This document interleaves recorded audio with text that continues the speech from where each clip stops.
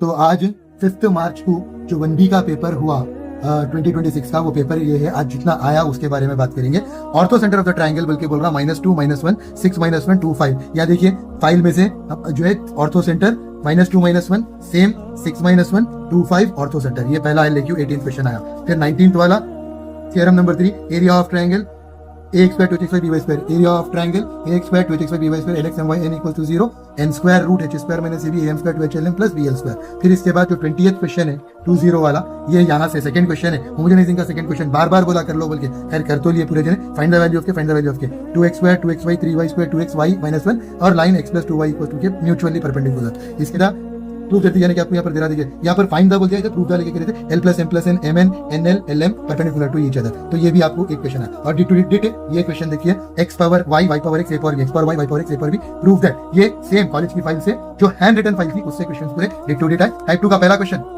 उसके बाद फिर आपको टेंजेंट से नॉर्मल का first question number 1 root x root y root a 23rd वाला y by 1 -1/2 x x1 पर -1/2 root x root y root a tangent x x1 पर -1/2 सेम आंसर आ गया। इसके बाद ये LAQ बता रहा हूं, पूरे साथ के साथ LAQs आए। फिर रेक्टेंगुलर शीट ऑफ डायमेंशन 30/80 और 4 कॉर्नर्स निकाल, रिमूव एट द कॉर्नर्स, तो remove at the corners, volume of the box is greatest. ये क्वेश्चन आया। फिर अब SAQs देखेंगे, शॉर्ट आंसर क्वेश्चन। पहला क्वेश्चन 5,3 3, -2 PAB इज 9। उसके बाद दूसरा जो क्वेश्चन आया, question number 12, when the axes are rotated through an angle pi by 6, when the axes are rotated through an angle pi by 6, the transformed equation is x square 2 root 3xy minus y square। यहाँ पर है x square plus 2 root 3xy minus y square 2a square। फिर line passing through क्या बोला उन्होंने, यानी कि 13th वाला x plus y plus 1 equals to 0, x plus y plus 1 equals to 0, 2x minus y plus 5 equals to 0, 2x minus y plus 5 equals to 0। तो ये 13th वाला क्वेश्चन। 14th वाला limit extends to 0, 1 minus cos nx by 1 minus cos nx, 1 minus cos nx by 1 minus cos nx।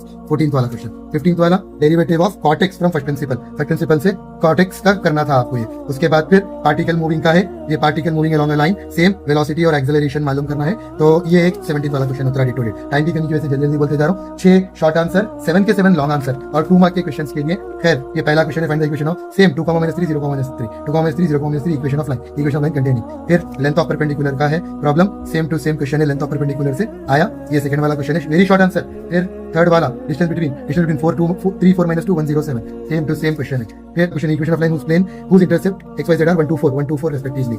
Limits जो कि मैंने टिक करके दिया था, सो ये 2/1 + x 3/x अपने LMR का क्वेश्चन है, ये जो इंपॉर्टेंट टिक में से है ये।